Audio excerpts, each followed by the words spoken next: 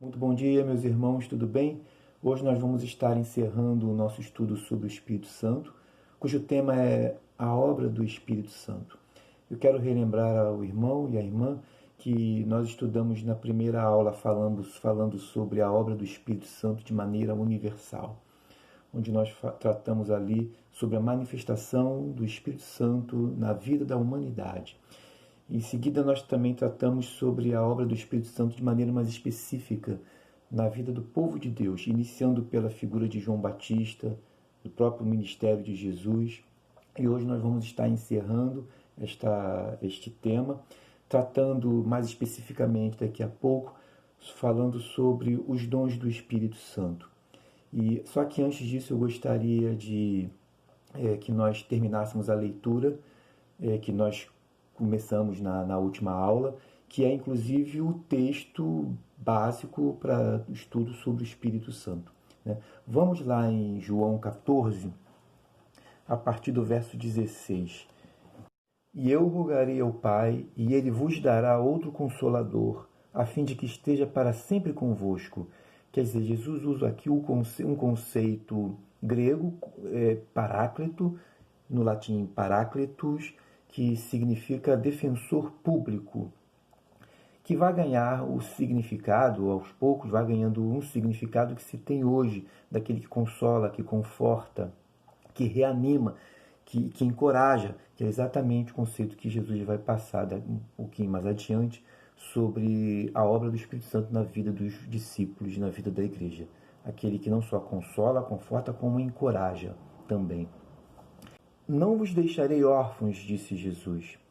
Voltarei para vós outros. A gente já falou sobre isso na última aula, que o retorno aqui não se refere à segunda vinda, e sim à sua ressurreição. E o verso 20 que a gente vai ler agora vai confirmar isso.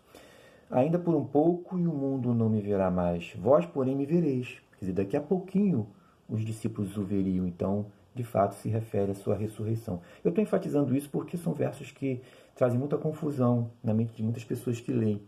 Muitos interpretam como sendo a vinda de Jesus.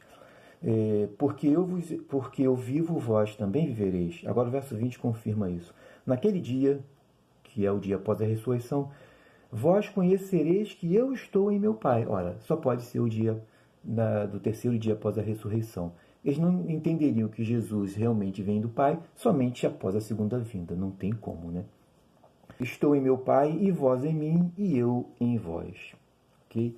Vamos pular para o verso 26, que diz assim: Isto vos tenho dito, estando ainda convosco, mas o Consolador, que tem aquele significado que nós falamos agora há pouco, o Espírito Santo, a quem o Pai enviará em meu nome, esse vos ensinará todas as coisas e vos fará lembrar de tudo o que vos tenho dito.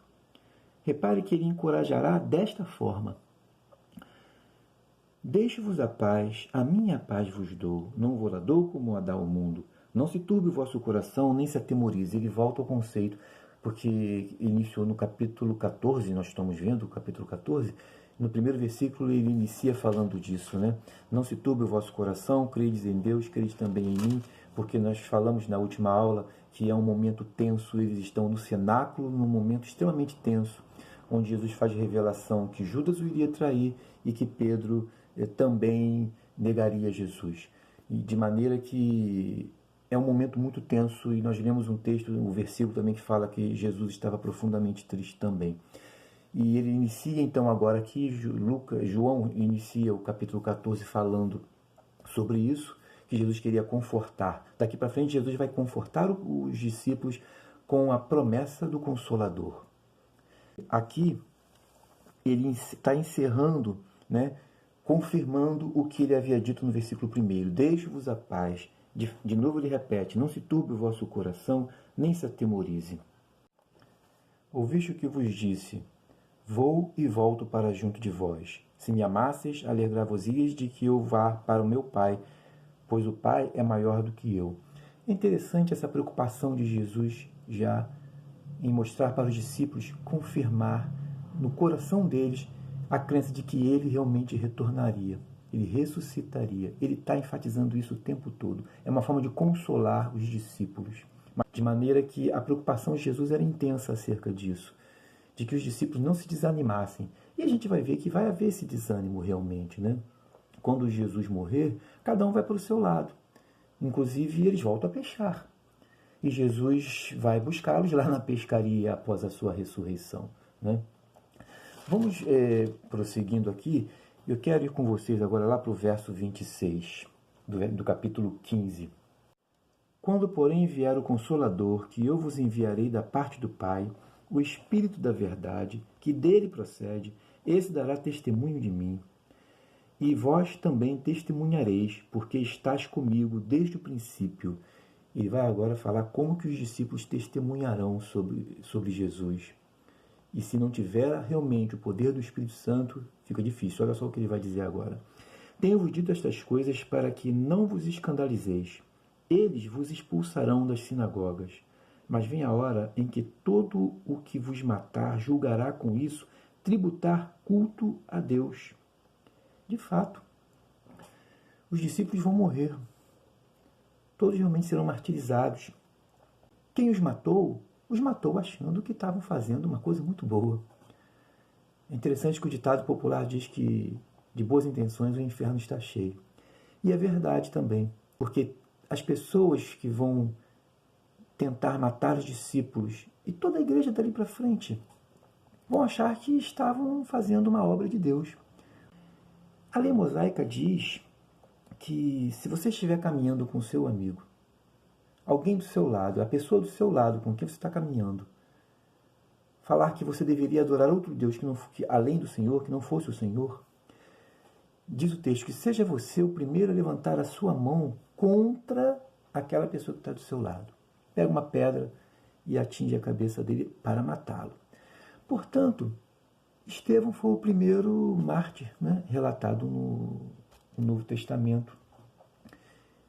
Quem matou Estevão, quem estava apedrejando, achava que estava fazendo um grande negócio, contribuindo para o reino de Deus. Estava seguindo assim a lei mosaica. De maneira que o que Jesus está dizendo é triste, é lamentável, mas é verdade.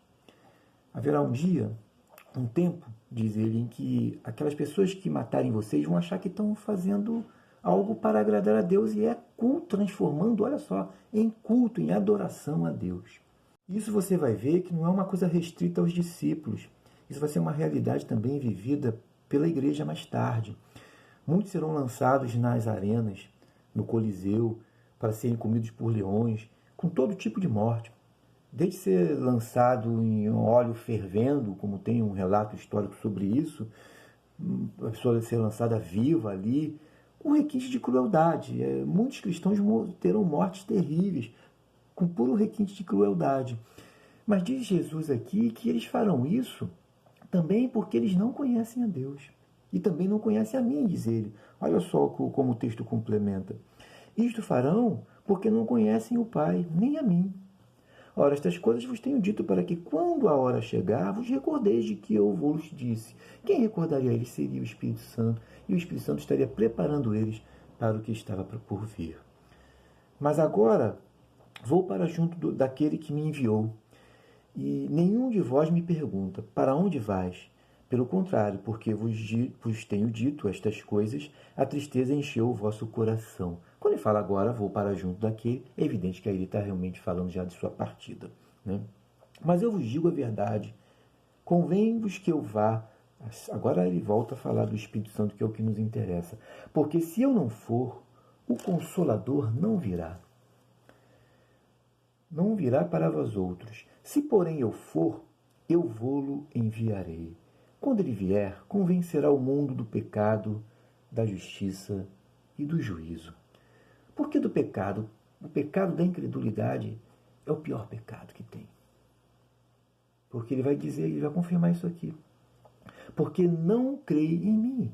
Convencerá o mundo de quê? Da descrença. Não crê em mim. Da justiça, porque vou para o Pai. Aí ele faz menção à sua ascensão. O que Jesus está deixando claro é que a obra do Espírito ela é completa. Convence o ser humano de que ele é pecador. De que a crença que ele terá é obra do Espírito Santo. Porque o pecado da incredulidade é o pecado que mais afasta o homem de Deus. Mas é uma obra completa. Eu só posso entender que eu sou pecador quando o Espírito opera em mim, um conjunto completo, que é a obra de redenção, o plano de redenção de Deus. Ele é perfeito. Ele inicia com a encarnação de Jesus, a encarnação do Verbo, o nascimento de Jesus, o ministério de Jesus, a sua morte de cruz, que vai transformar o que antes era um método meramente de pena capital, como vai transformar, dando um significado à cruz de uma maneira tremenda para todos nós. Hoje nós sabemos o significado da cruz. Portanto, a morte, sua ressurreição e sua ascensão. Porque ele não poderia ressuscitar e ficar por aqui, por este mundo. Onde está Jesus? Sumiu? Ele foi assunto aos céus. De maneira que é uma obra completa. A obra do Espírito, ele coloca aqui como sendo da justiça, porque vou para o Pai. Eu só posso entender sobre a justiça do Pai tendo essa operação do Espírito como obra completa na minha mente, no meu coração, na minha vida. E, por fim, do juízo, de fato, que Deus realmente faz justiça ao pecado. Vamos para o verso 22. Assim também agora vós tendes tristeza, mas outra vez vos verei, o vosso coração se alegrará, e a vossa alegria ninguém poderá tirar. Interessante como ele está mudando realmente o sentimento daquele ambiente. Um ambiente de tristeza para uma revelação de alegria produzida pelo Espírito. Em verdade, naquele dia, ninguém me perguntareis, ou seja, ninguém vai pedir informações sobre a sua ressurreição, porque naquele dia é o dia da sua ressurreição, em que ele vai se apresentar para os discípulos. Naquele dia ninguém me perguntareis. Em verdade vos digo, se pedirdes alguma coisa ao Pai, ele vô-lo concederá em meu nome. Até agora nada tendes pedido em meu nome. De fato, os discípulos muitas vezes sequer oravam. Jesus foi interpelado pelos discípulos de João, os fariseus, afirmando que os discípulos de Jesus não oravam. Aí Jesus falou, olha, eles têm um noivo com eles, o dia que o noivo for retirado, eles de fato vão orar. Então ele está falando aqui agora, de fato nada tendes pedido em meu nome. Pedi e recebereis para que a vossa alegria seja completa. O que Jesus está querendo dizer aqui é que ele está deixando bem claro que após a ressurreição dele, a relação dele com os discípulos vai mudar. Os discípulos vão receber novas instruções e que agora as instruções seriam através de revelação do Espírito Santo. É interessante isso. E não só vai ser para os discípulos, mas é para a igreja. O que você tem, meu irmão, o que eu tenho é revelação do Espírito Santo, através de sua palavra. Eu sou muito firme em crer e afirmar que o autor da palavra é o Espírito Santo. Pouco importa, eu tenho dito isso, pouco importa quem tem escrito cada livro. O que importa é o autor. Eu creio que o Espírito Santo é o autor do Gênesis ao Apocalipse. Portanto, ele deu inspiração para homens escreverem o que está tudo escrito, o que está escrito aqui. Evidentemente, passando pela capacidade humana, pelas limitações humanas, pela experiência humana, portanto, pela capacidade, que eu quis dizer é pela capacidade de cada um, pela limitação de cada um e pela experiência que cada um teve, cada escritor aqui, de cada livro, ou partes do livro, né? De maneira que, se você crer que o Espírito Santo é o autor, pouco importa, e você está fechado, é com Deus. A verdade é essa. Agora, meus irmãos, eu quero falar com vocês sobre a manifestação do Espírito Santo na concessão de dons à igreja. Eu não vou tratar particularmente sobre cada dom, conforme a relação que está em Romanos 12, 1 Coríntios 12 e Efésios 4. Mesmo porque o tempo não dá, e isso já foi tratado em outras aulas, até de forma exaustiva. Vocês já conhecem os dons, sabem o significado de cada um. Mas eu quero iniciar falando sobre uma coisa importante para nós. Inclusive, o texto que a gente vai ler tem trazido confusão também para algumas pessoas. Ok? Sobre quando inicia o ministério do Espírito Santo, em que momento isso se inicia. Nós falamos desde a primeira aula sobre a manifestação do Espírito Santo no mundo, depois sobre a manifestação do Espírito Santo de maneira mais específica no povo de Deus. Tudo isso a gente vem acompanhando. Agora eu vou entrar num tema que é o cumprimento de algo que estava relatado lá no Antigo Testamento, e todos nós já sabemos, o profeta Joel. E quando isso vai se dar, em que momento isso é relatado na Bíblia e por que neste momento, um evento que ali vai estar, Lucas vai estar relatando para a gente na festa de Pentecostes. Mas antes disso tem um texto que traz muita confusão para muitas pessoas que leem, porque isso já chegou ao meu ouvido. Vamos ver aqui então a partir do verso 19 do capítulo 20.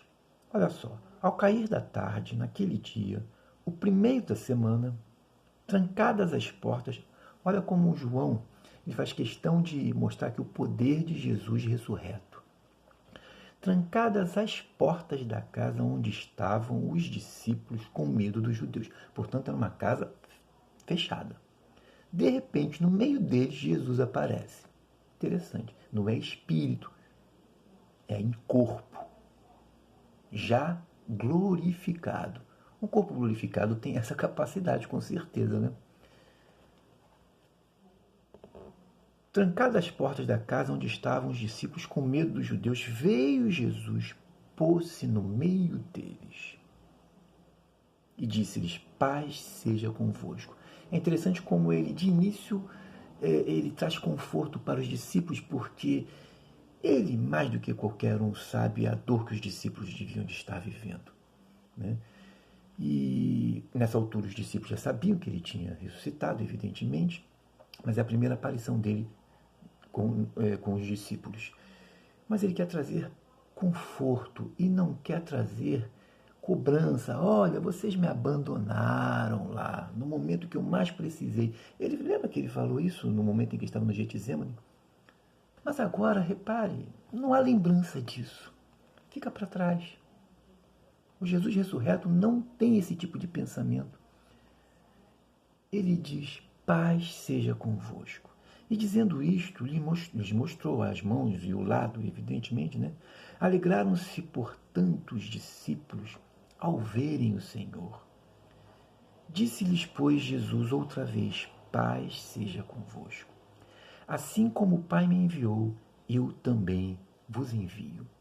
Portanto, a manifestação do Espírito é exatamente para dar continuidade, dentre outras coisas, para dar continuidade ao ministério de Jesus. Isso a gente já disse também bastante até agora. Mas olha ele de novo falando isso. Assim como o Pai me enviou, eu também vos envio. Olha a coisa interessante, o que ocorre agora. Havendo dito isto, soprou sobre eles e disse-lhes: recebei o Espírito Santo. Se de alguns perdoardes os pecados, são-lhe perdoados. Se lhes retiverdes, são retidos. É evidente que ele está tratando aqui sobre a autoridade que os discípulos teriam na disciplina da igreja. E você vai ver o apóstolo Paulo exercendo essa mesma autoridade. Você vai ver os próprios apóstolos de Jerusalém também exercendo autoridade para a resolução de alguns problemas em Jerusalém, da igreja de Jerusalém. E assim tem sido na história da igreja. Ela tem a autoridade de Cristo para o exercício de sua disciplina. Okay? Mas olha, a questão aqui é receber o Espírito. Algumas pessoas, qual é a dúvida que muitos têm? Que já chegou ao meu ouvido que eu falei. Quando foi então que os discípulos receberam o Espírito Santo? Não foi lá em Atos, que a gente vai ver agora, capítulo 2? Meus irmãos, os discípulos sempre tiveram o Espírito Santo, porque ninguém que diz Senhor, Senhor, não diz sim à operação do Espírito Santo. Isso é dito pela operação do Espírito Santo. Portanto, os discípulos, quando foram chamados por Jesus, comissionados, ali já havia a operação do Espírito Santo. Mas o que nós vamos tratar aqui é sobre o início da manifestação do Espírito como um novo advento de manifestação, de ministério do Espírito Santo no mundo. E vai diferenciar isso aí em relação ao Antigo Testamento, nós já sabemos muito bem, é que no Antigo Testamento o Espírito Santo se manifestava não de maneira ampla e geral. A manifestação era de uma forma muito específica na vida de reis, na vida de sacerdotes, na vida de profetas, entre os salmistas. Os salmistas eram inspirados pelo Espírito Santo. Também nos líderes de Israel, lá no período dos juízes. Reparem, então, de maneira muito específica para o exercício de dons. Agora, mas é óbvio que cada pessoa que cria lá no Antigo Testamento, lá como um cidadão israelita, a pessoa cria pela operação do Espírito Santo. Ninguém nunca deixou de crer sem esta obra. Agora, a manifestação com dons, ela era muito específica. Olha só o que diz Joel sobre a nova manifestação do Espírito Santo, que será inaugurada lá em Atos capítulo 2, na festa de Pentecostes. Lá em Joel capítulo 2, verso 28, diz assim: E acontecerá depois que derramarei o meu Espírito sobre toda a carne. Vossos filhos e vossas filhas profetizarão, vossos velhos sonharão e vossos jovens terão visões. Até sobre os servos e sobre as servas derramarei o meu Espírito naqueles dias. Olha que coisa maravilhosa. Agora, voltando ao capítulo 20 de João, os discípulos receberam ou não o Espírito Santo quando Jesus soprou sobre eles o Espírito Santo?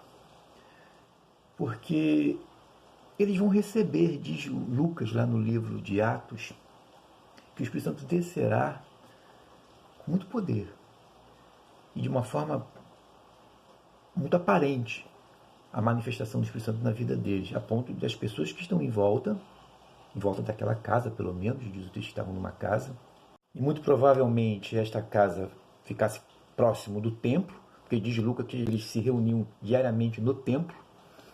Também justifica a presença de vários homens de várias nacionalidades ali. Então, todos os judeus de outras nacionalidades, evidentemente, resultados da diáspora, lembra?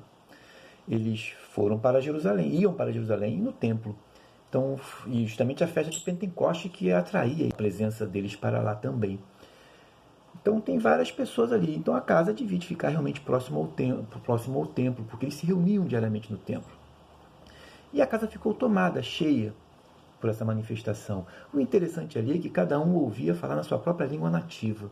Isso revela para mim o seguinte, que a partir de agora, a manifestação do Espírito Santo traria algo novo na história da humanidade. Assim como a humanidade foi dividida pelo pecado, lá no Gênesis, o episódio da Torre de Babel revela isso para a gente, que por conta do pecado, Deus desceu, diz o texto, e dividiu a humanidade, cada um na sua língua. Ali começaram a se criar nações, indo cada um para o seu canto. O pecado causa separação. Mas a nova mensagem do Evangelho, agora, ela une os povos. De maneira que o Evangelho, ele não tem fronteira. Isso aqui revela para mim que o Evangelho, ele quebra a barreira que existia antes. Repare, o Evangelho une. Lá, na Torre de Babel, a humanidade foi desunida, espalhada. Aqui, o Evangelho une numa única mensagem, numa única linguagem. A linguagem do Evangelho, ela unifica os povos. De cara, isso aqui revela para mim isso, que a mensagem do Evangelho unifica os povos. Agora, esse advento que está registrado aqui é para mim, para você, para o homem. Deus não trabalha com essas categorias. Portanto, quando os discípulos receberam lá o sopro de Jesus, receberam o Espírito Santo, eles de fato receberam o Espírito Santo, mas a manifestação disso ocorre aqui. Porque as pessoas ficam preocupadas. Eles não receberam, Jesus soprou, mas eles só ficaram cheios do Espírito nesse dia. Ora, Deus vai marcar esse dia como um dia para mim, para você. Porque Pentecoste significa primícias. Festa da colheita. Então, ele vai marcar para mim que é o ensino de que a manifestação do Espírito Santo no Novo Testamento, no dia de Pentecostes, é a colheita da salvação em Cristo. É o cumprimento de tudo aquilo que Jesus vinha falando e ensinando para os discípulos.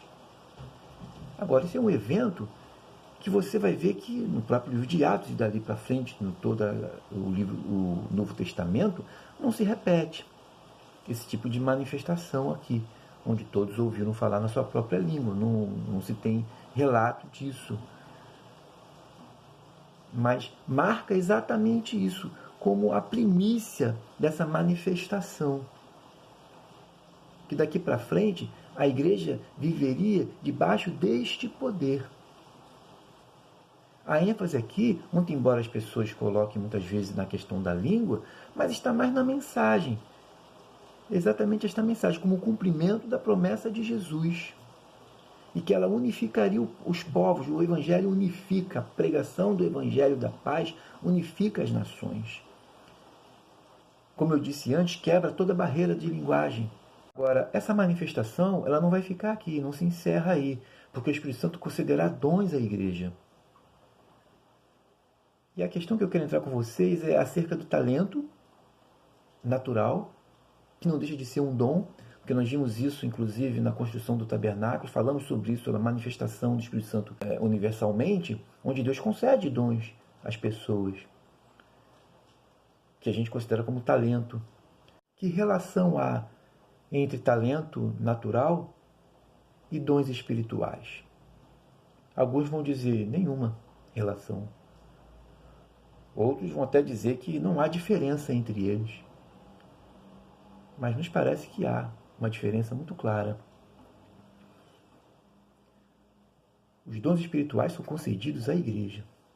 Somente à igreja, somente àqueles que passaram pelo processo da conversão, da transformação, é concedido aos redimidos. Talento natural todo mundo tem, e todos vêm com talento a este mundo. Deus concede isso. É impossível negar a manifestação do Espírito na vida de pessoas que se apresentam com um talento fora do comum, no mundo artístico, até médico. Até as pessoas falam que para ser médico tem que ser um dom, a pessoa tem que nascer com essa vocação. Na verdade, todos vêm a este mundo com um talento dado por Deus, que é o dom da pessoa, um dom natural, que inclusive servirá de sustento para ele. Agora, o importante é, uma vez que ele se convertendo, aquele talento será trabalhado pelo Espírito Santo para o exercício também de dom espiritual. Existe o dom espiritual que Deus nos concede e também o talento natural que pode ser trabalhado no reino de Deus. Portanto, meu irmão, eu tenho ouvido muitas pessoas, já encontrei com muita gente assim, que se diz triste por não saber qual é o seu dom. Elas não sabem o lugar delas no corpo de Cristo. Qual é o meu lugar no corpo de Cristo? Elas ficam perdidas. E isso entristece muitas pessoas. Eu já ouvi várias pessoas, vocês devem ter ouvido isso também. O apóstolo Paulo vai falar mais adiante, busque os melhores dons. Ele até vai enfatizar sobre o dom de profecia, que é o dom de exortação. E você pode ter este dom. Ele pede para que você busque isso. Eu queria ver com vocês lá em Jeremias capítulo 1. Olha só o que disse o Senhor lá em Jeremias capítulo 1, verso 5. Verso 5. Antes que eu te formasse no ventre materno, eu te conheci, e antes que saísses da madre, te consagrei e te constituí profeta às nações. Então lhe disse eu, Jeremias, ah, Senhor Deus, eis que não sei falar, porque não passo de uma criança. Ora, Deus está mostrando aqui claramente que Deus já tinha concedido esse dom a Jeremias. Só que só mais tarde, numa fase mais adulta, isso seria confirmado como um profeta. Então, meu irmão, minha irmã, você tem um talento tremendo. Deus te deu este talento. Trabalhe este talento para a obra do reino de Deus. Deixe o Espírito Santo operar. Permitir que isso se transforme no dom espiritual para você. Porque uma vez que você tem o Espírito Santo, tudo é espiritual. E aqui, ele se diz que é uma criança. E a criancice dele aqui é que ele se achava muito imaturo. Ele se achava desqualificado. Deus está dizendo para ele, olha rapaz, essa qualificação eu te dei lá atrás. É óbvio que agora ele está mais maduro e Deus está convocando ele para isso. Paulo revela essa experiência lá em Gálatas capítulo 1, verso 15. Olha o que Paulo fala no verso 15 aqui de Gálatas, do capítulo 1. Quando, porém, ao que me separou antes de eu nascer e me chamou pela sua graça, aprouve revelar seu Filho em mim, para que eu pregasse entre os gentios. Sem detença, não consultei carne e sangue, ou seja, ele não procurou os apóstolos para confirmação disso. Paulo aqui já era uma pessoa adulta, diferente de Jeremias. Já tinha até conhecimento. Mas diz aqui que ele não consultou carne e sangue e nem subia a Jerusalém para consultar os apóstolos. Para os que já eram apóstolos, dizer aqui, antes de mim. De maneira que ele revela aqui que Deus já concedia isso para ele. E quem vai discutir com Paulo, que a gente sabe muito bem da capacidade que ele tinha? Deus transformou a capacidade de Paulo, a intelectualidade dele, para fazer essa obra maravilhosa que nós temos aqui. Agora, não diga que você não tem dom. Vá lá na lista de Romanos 12, 1 Coríntios 12, Efésios 4. Eles se repetem, né? Na verdade. Em Romanos a gente tem 7, relação de 7 dons. Em 1 Coríntios vão ser 9 e Efésios vão ser 5 dons. Mas vai lá que você vai com certeza se encaixar num daqueles que está sendo dito ali. Levando em consideração, inclusive, que Paulo vai dizer que você deve procurar e buscar os melhores dons. Eu quero rapidamente agora, já encerrando o nosso estudo, ver com vocês a particularidade de cada um. Na verdade, Paulo foi o autor desses 3 livros e que ele tratou de maneira muito... algum livro de uma maneira muito sucinta. Em 1 Coríntios ele é um pouco mais específico, dada a dificuldade que a igreja vivia, era a igreja mais complicada, né, naquela época. Mas em Romanos 12, para você entender a relação de dons que ele coloca ali, ela ali é fruto de uma apresentação de corpo em sacrifício vivo, diz ele. Rogo-vos, pois, irmãos, pelas misericórdias de Deus, que apresenteis o vosso corpo em sacrifício vivo. Então, o que ele vai colocar aqui abaixo é como manifestação disso. Já em 1 Coríntios, e vamos lá para 1 Coríntios, capítulo 12 também,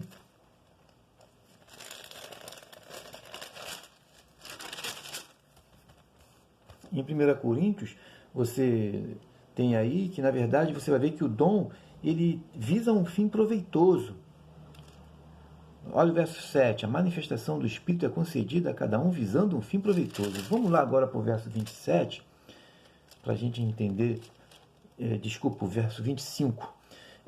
Para que não haja divisão no corpo.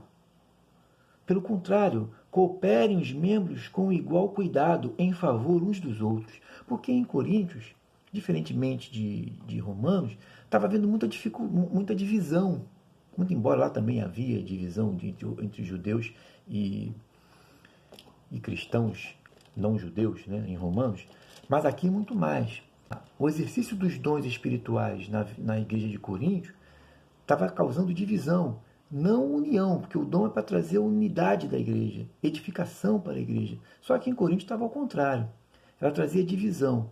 Então Paulo vai tratar a questão do dom espiritual de uma maneira mais profunda em Coríntios. Leia depois com calma a questão do dom espiritual. A começar aqui no capítulo 12, e ele vai enfatizar muito mais no capítulo 14, porque entre o 12 e o 14 tem sobre ele falando no capítulo 13 sobre o dom do amor como o dom supremo. Porque, na verdade, o que faltava na igreja de Corinto era amor. A falta de amor estava levando à desunião. E a ênfase excessiva em certos dons espirituais, como o dom de língua, que é o, inclusive, que vem trazendo e causando dificuldade e divisão em muitas igrejas ainda hoje. Parece que essas igrejas não leem esse capítulo, principalmente 14, do que está escrito em 1 Coríntios. acerca desse dom de língua. Ele especifica, ele esclarece melhor acerca do dom de língua no capítulo 14. Não tem como ter dificuldade. Dá uma lidinha e você verá. Então, de maneira que a ênfase aqui no livro de 1 Coríntios é para trazer união. E por isso ele vai escrever um capítulo maravilhoso que é sobre o amor. E que se transformou numa das maiores obras-primas deixada por Paulo. Um grande legado para a humanidade sobre este tema. Ninguém escreveu de uma maneira tão bela acerca do amor como Paulo descreve no capítulo 13. Mas é sempre isso. A falta do amor é que vai gerar todas as maiores distorções, né, em qualquer igreja. E a prática errada da igreja de Corinto sobre os dons decorre disso, da falta de amor entre eles. E no livro de Efésios, capítulo 4, você vai ver que o exercício de dom espiritual ali é com vista, diz o verso 12, com vistas ao aperfeiçoamento dos santos, para o desempenho de seu serviço, para a edificação do corpo de Cristo. Isso se dará até que cheguemos, como diz, à unidade de fé, do pleno conhecimento da verdade, da estatura da plenitude de Cristo, à medida da estatura da plenitude de Cristo, para que não mais sejamos como meninos. Uma igreja madura, que exerce os seus dons de maneira madura, sadia, sem anomalias, vai gerar isso aqui. Não vai haver meninice. Olha o que diz o texto. Não sejamos como meninos, agitados de um lado para outro e levados ao redor por todo o vento de doutrina. Uma igreja madura, vento de doutrina não entra nela, porque ela vive na prática do exercício de dons concedidos a ela. E esse é o meu desejo para a minha igreja, que ela continue a viver desta forma, de uma forma simples e humilde, caminhando debaixo da direção do Espírito Santo, utilizando o dom que Deus tem concedido para a edificação do corpo de Cristo, não para o enriquecimento próprio. É muito comum a gente ver isso hoje em dia. Deus concede dons. E quantas pessoas, quantos homens e mulheres têm dons maravilhosos, mas lamentavelmente eles se aproveitam para ganhar dinheiro disso. Dons espirituais que Deus concedeu. Tem muita gente se enriquecendo com isso. Esse é o lado negro, que não se deve ser seguido. Mas glória a Deus que a maioria é gente que segue fielmente ao Pai. E a nossa igreja tem procurado caminhar assim. Louva a Deus por isso, que a manifestação do Espírito Santo tem ocorrido na nossa igreja, concedendo dons a ela. E eu quero, ao mesmo tempo, deixar aqui como incentivo a você que está em nossa igreja, ou qualquer outra igreja que você pertença, e tem gerado aquela tristeza que eu falei agora há pouco, o fato de você achar que não tem dom. Minha irmã, leia a palavra, busque o Senhor e invista nos melhores dons, como disse Paulo. E valorize aquilo que Deus já te deu. Transforme isso para a glória de Deus. Isso também pode ser um dom espiritual concedido a você, porque agora tudo na tua vida é espiritual. Agora você não está mais dissociado daquilo que é natural e daquilo que é espiritual. O cristão, ele é cristão 24 horas. Estando em qualquer lugar, você pratica o exercício da fé. Portanto, não separe aquilo que antes era natural do que é espiritual. Aquilo que antes era natural foi transformado para o espiritual, para o exercício do crescimento do reino de Deus, para o exercício do seu crescimento e do reino de Deus. Portanto, transforme aquilo que você tem, que você gosta muito, e veja se isso não pode ser aplicado na tua igreja. Veja se isso não pode ser aplicado ao reino de Deus. E assim, o meu desejo é que Deus te abençoe e que você caminhe feliz, porque tem muita gente que eu já vi, como eu falei agora há pouco, muita gente triste, que não se achou no corpo de Cristo. Qual o meu lugar no corpo de Cristo? E eu quero deixar aqui esta pergunta para você. Qual o meu lugar no corpo de Cristo? Deus te abençoe, fique na paz.